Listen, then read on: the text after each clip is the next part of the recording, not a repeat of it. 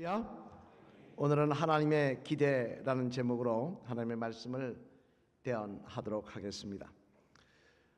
프랑스 수도인 파리를 잘 아실 것입니다. 우리 사진 한번 볼까요? 프랑스 파리죠. 에펠탑이 있는. 파리는 사람들에게 과거부터 로맨틱한 도시로 잘 알려진 곳입니다. 그래서 많은 사람들은 파리를 찾으면 자신도 로맨틱하고 완벽한 시간을 보낼 것이라고 그렇게 기대들을 한다고 합니다. 이는 아마 영화가 준 그런 환상도 있다고 생각을 합니다만, 하지만 파리를 다녀오신 분들의 후기를 보면 그런 환상이 깨어지더라는 것입니다. 저는 개인적으로 가보지 못했지만 다녀오신 분들의 후기를 읽어보니까 먼저는 관광객 등 사람들이 너무 많고, 그래서 무엇을 보려고 해도 오래 줄을 서야 하며, 또 시위를 자주 하다 보니까 통제하는 구역이 너무 많더라는 거예요. 그리고 에펠탑을 구경하라고 잔디밭 쪽에 갔으면은 잔디들이 우리가 사진으로 보기는 깨끗해 보이는데 직접 가보니까 대개는 헝클어져 있고 엉망이 되어 있어서 앉을 만한 자리를 찾기가 힘들더라는 것입니다. 거기다 거리에 생각보다 많은 쓰레기와 그에 따른 악취, 지하철에서 나는 소변 냄새와 또 지하철 안에 돌아다니는 쥐들, 또한 소매치기들이 많다 보니까 항상 불안한 마음을 가지고 여행을 해야 했다라고 그렇게 후기를 적어놨더라는 겁니다. 그러다 보니 일본인들 사이에는 파리 신드롬이라고 하는 용어까지 생겨나게 되는데, 이 용어의 의미는 관광객들이 파리에 도착하여 실제 파리의 모습이 보면은 자신들이 상상했거나 기대했던 이상적인 파리와 너무 달라서 그 때문에 겪는 실망, 혼란, 심지어 스트레스 등 이런 것을 받는 것을 파리 신드롬이라 그렇게 말을 만들어냈다고 합니다. 여러분, 얼마나 실망이 크면 구경하면서 혼란과 스트레스를 받는 것일까요? 그죠? 이처럼 사람은 누구나 다 어떤 일을 하거나 어떤 곳을 방문할 때는 나름대로 기대하는 것이 있어서 그 기대가 충족될 때는 기뻐하지만 충족되지 않을 때는 실망하거나 심지어 스트레스를 받는 것이 일반적인 모습입니다만, 오늘 본문 말씀에도 보면 이런 기대에 대한 말씀이 기록되어 있는 것을 볼 수가 있는데, 그런데 한 가지 차이점은 뭐냐? 오늘 본문에 말씀된 기대는 우리 인간들의 기대가 아니라 하나님의 기대더라는 것입니다. 오늘 보면 12절 말씀 앞을 보시며 우리 한번 같이 읽어보시겠습니다. 시작. 우리로 하여금 빛 가운데서 성도의 기업의 부분을 얻기에 합당하게 하신 아버지께 감사하게 하시기를 원하노라. 아멘. 무슨 말씀입니까? 이는 우리를 하나님의 자녀로 성도로 불러주시는 하나님께서 우리에게 기대하시는 것이 있다는 거예요. 그러면 하나님께서 기대하시는 게 뭐냐? 저와 여러분을 바라볼 때마다 기대하시는 게 뭐냐? 그럼 바로 감사라는 것입니다. 이는 데살로니가전서 5장 18절 말씀에도 강조하고 있는데, 우리 데살로니가전서 5장 18절 말씀도 한번 같이 읽어보실까요? 시작. 범사에 감사라. 이것이 그리스도 예수 안에서 너희를 향하신 하나님의 뜻이니라. 아멘. 무슨 말씀입니까? 우리들이 범사에 감사하는 것이 하나님의 기대를 넘어 하나님의 뜻이라는 거예요. 다시 말해 하나님의 기대하신 이 일은 해도 되고 안 해도 되는 것이 아니라 우리의 마땅히 해야 될 도리라는 거예요.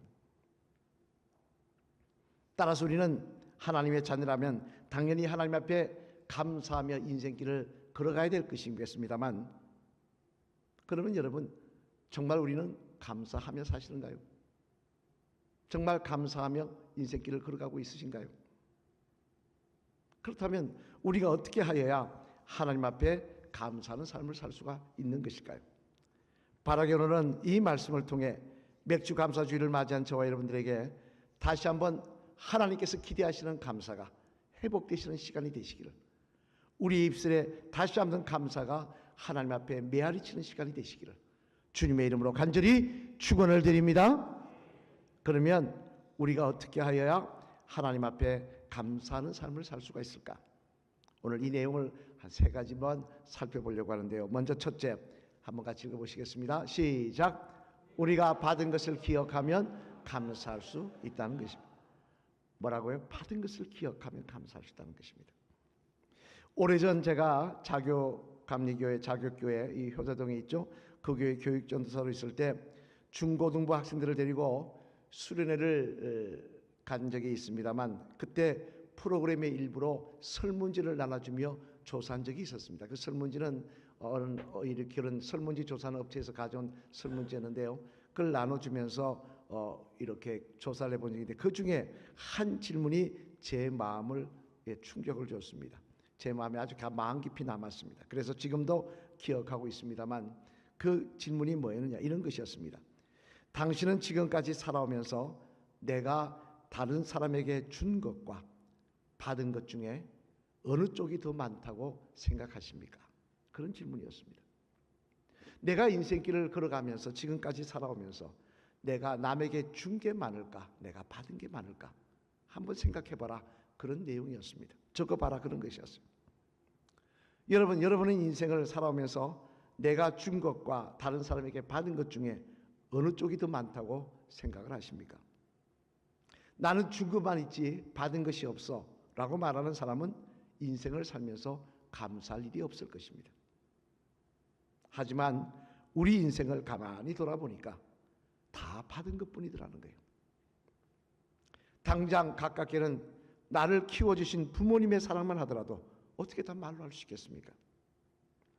잠도 제대로 못 주무시면서 우리를 키워주신 그 은혜를 어떻게 다 말할 수 있겠냐는 말씀입니다. 여러분, 자녀 키워보면 아시지 않습니까? 얼마나 힘든 일인지. 이 녀석이 왜 이렇게 애를 먹이지? 누가 자랄 때 애를 먹였을까요? 내가 애를 먹였던 겁니다. 내가 그 모습으로 자랐던 거예요. 흔히 말하기를 부모님의 은혜를 알면 아이를 하나 둘도 아닌 셋을 낳아 키워봐야 부모님의 은혜를 안다고 말을 합니다만, 그만큼 부모님의 은혜가 크더라는 것입니다. 이뿐만 아니라 또한 우리 삶 속에 여러 가지 도와주시는 사람들, 이를테면 선생님, 또 좋은 선배, 그분들의 은혜도 참 감사한 일입니다만, 하지만 우리들이 받은 것 중에 무엇보다 귀한 은혜는 바로 하나님의 은혜이더라는 것입니다. 우리에게 생명 주시고 이 땅에 태어나게 하신 하나님, 내가 태어날 때는 빈손으로 왔는데 여기까지 인도하시며 많은 것을 누리게 하신 하나님, 그 사랑이 참 귀한 은혜더라는 것입니다. 하지만 더 특히 하나님의 은혜 가운데 가장 큰 은혜는 뭐냐? 바로 예수님을 우리들에게 선물로 보내주신 은혜더라는 거예요. 오늘 보면 13절로 14절 말씀 앞을 보시며 한번 같이 읽어보시겠습니다. 시작. 그가 우리를 흑암의 권세에서 건져내사 그 아들 안에서 우리가 속량 곧 제사함을 얻었도다. 아멘. 무슨 말씀입니까? 하나님의 아들을 이 땅에 우리에게 선물로 보내주셔서 그 하나님의 아들 예수님께서 십자가에 죄 없으신 분이 죄인이 지는 십자가를 지고 돌아가심으로 말미암아 저와 여러분의 죄가 용서받게 되었다는 것입니다. 여러분, 우리가 하나님 앞에 설 때, 죽을 때 제일 두려운 문제가 뭡니까? 죄의 문제 아닙니까? 죄가 지은 죄가 있으니까 두려운 거 아니겠습니까? 그런데 예수님을 보내주셔서 분홍빛 같은 붉은 죄를 눈과 같이 희게 되는 은혜를 허락하여 주셨다는 거예요. 또 요한일서 3장 1절 말씀도 우리 한번 같이 읽어보실까요? 어떤 은혜를 허락하신지 같이 읽겠습니다. 시작. 보라, 아버지께서 어떠한 사랑을 우리에게 베푸사 하나님의 자녀라 이끌음을 받게 하셨는가. 우리가 그러하도다. 그러므로 세상이 우리를 알지 못함은 그를 알지 못함이라. 아멘. 하나님께서 하나님의 아들 예수님을 이 땅에 보내주셔서 십자가에 달려 돌아가시게 하심으로 말미암아 우리를 하나님의 자녀로 불려지게 하셨다는 것입니다. 마귀에게 속한 자녀가 아니라 하나님께 속한 자녀, 하나님이 나는 내 것이라 불러주시는 자녀로 삼아주셨다는 거예요. 이 얼마나 귀한 사랑이며 귀한 은혜입니까? 여러분, 우리의 받은 것이 이런 것을 우리가 깨달았다고 한다면요, 우리는 늘 감사하는 삶을 살아야 할 줄로 믿습니다. 못난 자녀를 키워주신 부모님 감사해야죠. 또 그런 나에게 부모님 주시고 건강 주시고 가족 주시고 지금까지 인도하신 하나님, 그리고 무엇보다 예수님을 보내주셔서 나로 하나님의 자녀로 삼아주신 그 하나님의 은혜, 우린 정말 감사합니다라고 매일매일 고백해도 부족함이 없을 것입니다. 바라기는 먼저 내가 어떤 은혜를 받고 이 자리까지 왔는지 다시 한번 기억하시는 저와 여러분 되셔서 우리의 삶 속에 받은 은혜에 감사하는 주의 성도들 되시기를 주님의 이름으로 간절히 축원을 드립니다. 두 번째로 또 어떻게 하면 감사할 수 있냐, 우리 한 같이 읽어보실까요? 시작. 깨달음이 있으면 감사할 수 있다는 것입니다. 또 하나 받은 게 있으면 감사하고, 두 번 깨달음이 있으면 감사할 수 있다는 거예요. 빌립보서 1장 12절 말씀해 보면요, 참으로 놀라운 바울의 감사의 고백이 기록되어 있는데, 우리 빌립보서 1장 12절 말씀 한번 같이 읽어보시겠습니다. 시작. 형제들아, 내가 당한 일이 도리어 복음 전파의 진전이 된 줄을 너희가 알기를 원하노라. 아멘. 무슨 말씀? 이런 사도 바울이 로마의 감옥에 갇혀 있으면서 적은 이 빌립보서의 감사의 제목을 기록한 말씀입니다. 여기 보면 뭐라고 이야기했냐? 당한 일. 어떤 일을 당했습니까? 바울은 유대인들의 모함을 받았어요. 로마 황제의 재판을 받기 위해 로마의 감옥에 갇혀 있었습니다. 여러분, 로마의 감옥이 어떤지 아세요? 한번 사진 보여드릴까요? 한번 볼까요? 로마 감옥 이렇게 생겼습니다. 바울이 갇혔던 감옥입니다. 저 허옇게 빛나는 데가 창이 아닙니다. 저 그냥 널판지 붙여놓은 거예요. 빛이 안 들어옵니다. 빛이 안 들어오는 토굴이에요. 저곳에 2년 동안 갇혀 있었습니다. 말이 그렇지 빛이 안 들어오는 토굴 같은 곳에 2년 동안 갇히는 거 여러분 상상할 수 있습니까? 그것만이 아니더라는 겁니다. 여기 로마까지 감옥까지 오는 여정도 더 기가 막히더라는 게, 중간중간 감옥에 갇혀 사람들의 구경거리가 되고 때로는 타고 오는 배가 파손되어 자초되는 등 정말 3년 동안 죽을 고생을 하며 왔더라는 것입니다. 따라서 바울은 자기가 지은 죄도 아닌 억울한 모함을 받아서 5년 동안 죽을 고생을 하는데요, 그렇다면 무슨 감사할 일이 있겠습니까? 더군다나 살아계신 하나님께서 도우시고 풀려나게 하시면 좋을 텐데 하나도 모른 척하고 계신데 말입니다. 그런데도 사도 바울이 지금 그 감옥 안에서 감사하고 있는 이유는 무엇입니까? 가만히 봐니 이게 불평할 이유가 아니더라는 거예요. 가만히 돌아보니까 이게 원망할 이유가 아니더라는 거예요. 자기가 3년 동안 그 고생한 것, 또 이 감옥에 2년 동안 갇혀 있는 것, 이를 통해서 어떤 일이 있느냐?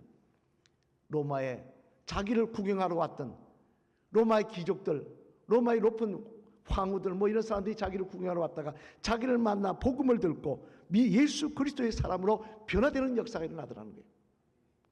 하나님께서 그런 자신을 통하여, 그 일을 통하여 하나님이 쓰시는 역사가 일어나더라는 거예요. 그래서 사도 바울은 이야기합니다. 왜 나를 이런 고난 가운데 내버려 두십니까? 라고 불평할 것이 아니라, 한 것이 아니라 합력하여 선을 이루신 하나님께 감사합니다. 그렇게 고백하고 있는 것입니다. 이런 또한 우리 인생에 일어나는 여러 가지 사건도 마찬가지입니다. 살다 보면요, 어려움을 당할 수 있습니다. 살다 보면 예수님 믿는다고 고난이 피해가는 것 아닙니다. 때때로 고난이 있을 수 있습니다. 그러나 지나고 나면 그때가 하나님의 은혜였어요.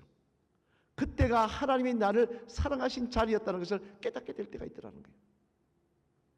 당장 저만 하더라도요, 1989년도에 처음 목회를 나갔습니다. 그때가 29살이었나요? 처음 감리교는 시골 3년 목회를 해야 되니까 저 제춘군 봉양면 옥정리, 제가 계속 말씀드립니다. 그 시골 하루에 버스 3번 들어오는 그 시골로 목회를 나갔는데요.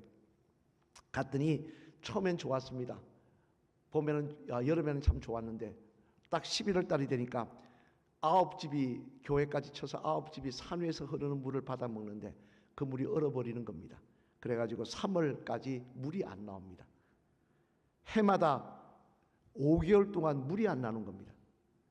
여러분, 5개월 동안 먹을 물 없고 세수는 고사하고 빨래는 고사하고 먹을 물이 없는데 기가 막히지 않습니까? 차라도 있으면 어디 가서 물이라도 떠오겠는데 차도 없어가지고 하늘에서 까마귀가 물날 가지고 오기를 기다리는 그런 신세가 되더라고요. 3년 동안 그렇게 고생을 했습니다. 거기다가 얼마나 추운지요. 사택이 9평이었는데 얼마나 추운지요. 방 안에 물을 떠놓고 자면 아침에 일어나면 물이 없니다. 방 안에서.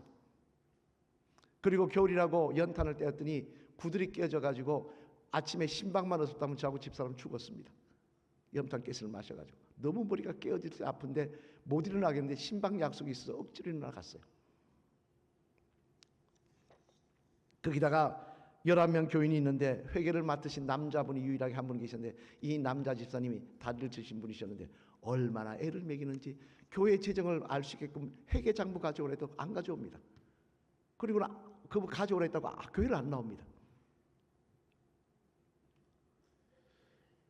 친구들을 만날 때 좋은 교회, 대접 잘하는 교회 간 친구들 이야기 들으면서 저는 하나님 앞에 속으로 그랬습니다. 왜 하나님 하도 별 많은 교회 중에 이런 교회에 보내셔서 이 고생을 하게 하십니까? 집사람 2번 너무 추워가지고 몸에 병이 나서 서울로 앰뷸런스 타고 올라갔었어요. 왜 이 고생을 하십니까?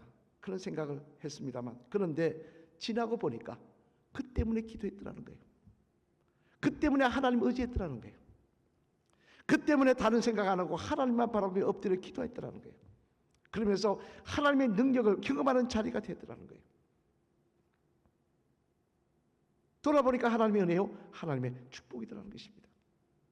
그래서 시편 119편 71절 말씀에 제 마음에 참 와닿는데요. 우리 시편 119편 71절 잘 아시는 말씀이죠. 한번 같이 읽어보시겠습니다. 시작. 고난당하는 것이 내게 유익이라 이로 말미암아 내가 주의 율례들을 배우게 되었나이다. 아멘. 무슨 말씀입니까? 다시 고백합니다. 내가 고난당하는 것이 저주가 아니라 지나고 보니까 이게 하나님의 은혜였습니다. 내가 힘들었던 게 이거에 원망할 일이 아니었습니다. 이것 때문에 내가 겸손할 수 있었고, 이것 때문에 내가 더 기도할 수 있었고, 이것 때문에 내가 더 하나님 바라볼 수 있었습니다. 그래서 이것은 나에게 하나님의 은혜였습니다라고 고백하고 있는 것입니다. 신학자 중에 월리엄 보리트라고 하는 사람이 있습니다만 그의 글에서 이런 말을 했습니다. 잘 한번 들어보시길 바랍니다. 인생의 삶 속에서 가장 중요한 것은 당신이 얻은 것으로부터 교훈을 얻는 것이 아니라 당신이 잃은 것으로부터 중요한 교훈을 얻고 있다는 것을 잊지 마십시오. 내가 얻은 것으로부터 나에게 도움이 되고 내가 얻고 내가 가진 것으로 교훈을 얻는 것이 아니라 내가 잃어버린 것으로, 내가 손해본 것으로, 내가 억울한 일을 당한 것으로, 내가 고난당하는 것으로 교훈을 얻게 되더라는 것입니다. 그게 인생이더라는 거예요. 그 잃어버린 것 때문에 더 지혜를 얻고 능력을 얻고 믿음을 얻고 기도하게 되더라는 거예요. 여러분에게도 이런 깨달음이 있으시길 바랍니다. 그때는 어려움이었지만 돌아보니까 그 바람에 기도하게 됐고, 그 문제 때문에 내가 교회에 나와서 하나님 믿게 되었고, 그 문제 때문에 내가 엎드려 주님을 더 의지하게 되었다면 그것은 하나님의 선물인 것입니다. 그것을 깨달으면 우리는 하나님 앞에 감사할 수 있습니다.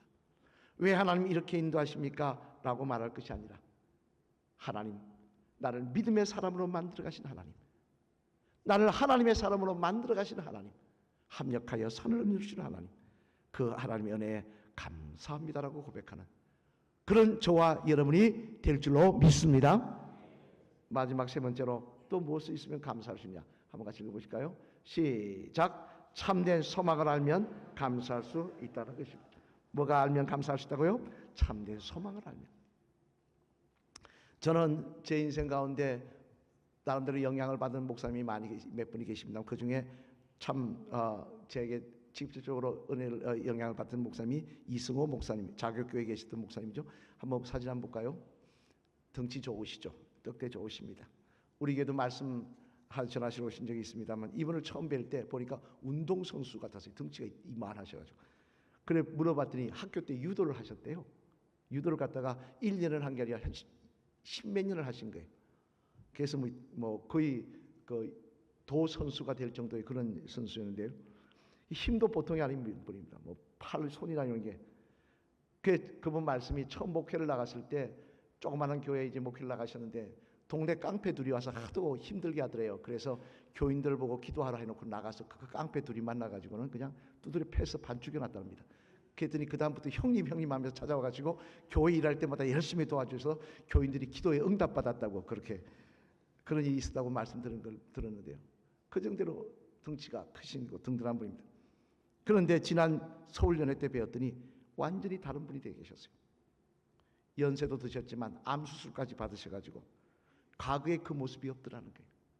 너무 초라한 노인이 되어 계시더라는 거예요.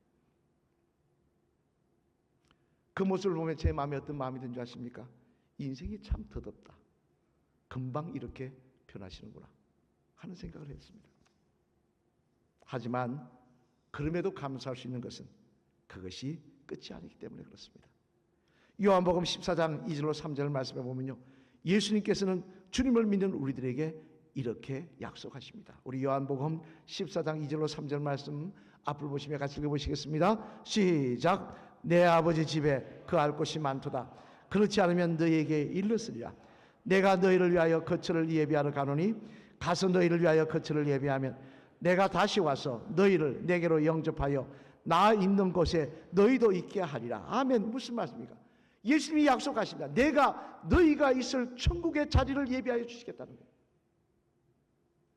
인생 덧없이 흘러가지만, 금방 지나가지만, 지금 순간적으로 지금까지 온 것과 같이 앞으로도 순간적으로 지나갈 것이지만 그것이 끝이 아니라는 거예요. 죽은 다음에 영원한 천국을 예비하셔서 그곳으로 인도하여 주시겠다는 거예요.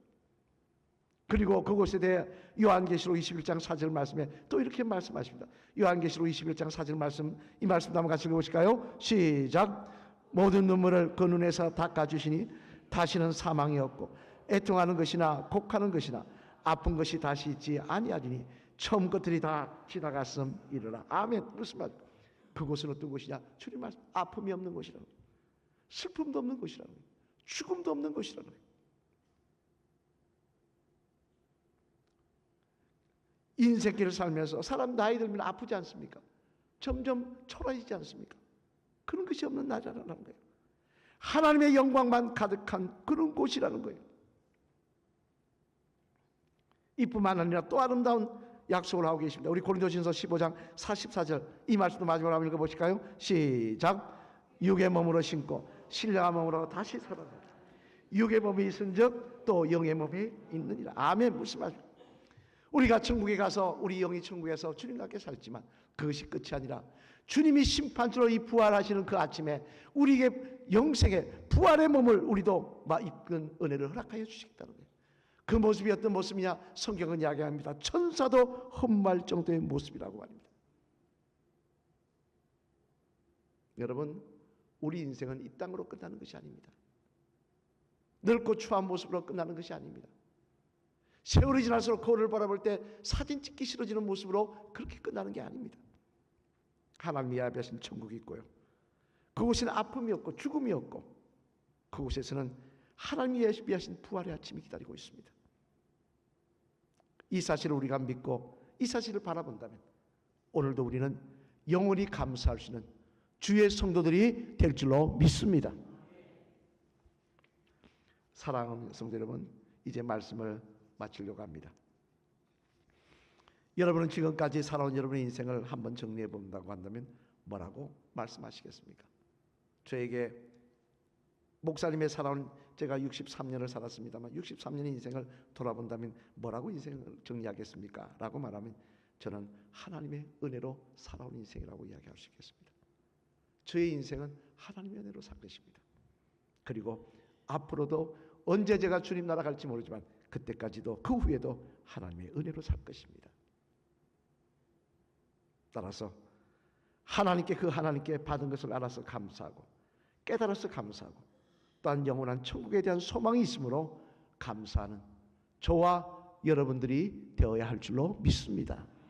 그래야 할 때 우리는 오늘도 인생길 걸어가며 불평하며 낙심하며 원망하는 자가 아니라 하나님 앞에 감사하며 힘을 내어 인생길을 달려가시는 믿음의 자녀들, 천국의 자녀들 다 될 줄로 믿습니다.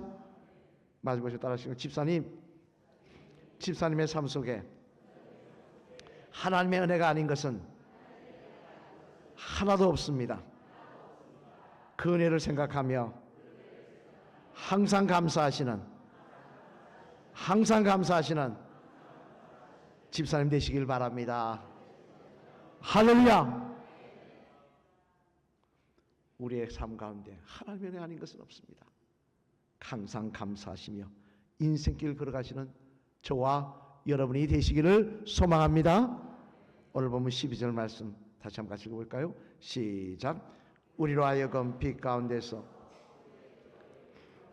합당하게 하신 아버지께 감사하게 하시기를 원하노라. 아멘. 하나님의 기대는 오늘도 우리가 감사한 일임을 기억하시고 주님 앞에 다시 한번 감사가 회복되시는 저 여러분 되시기를 주님의 이름으로 간절히 축원을 드립니다.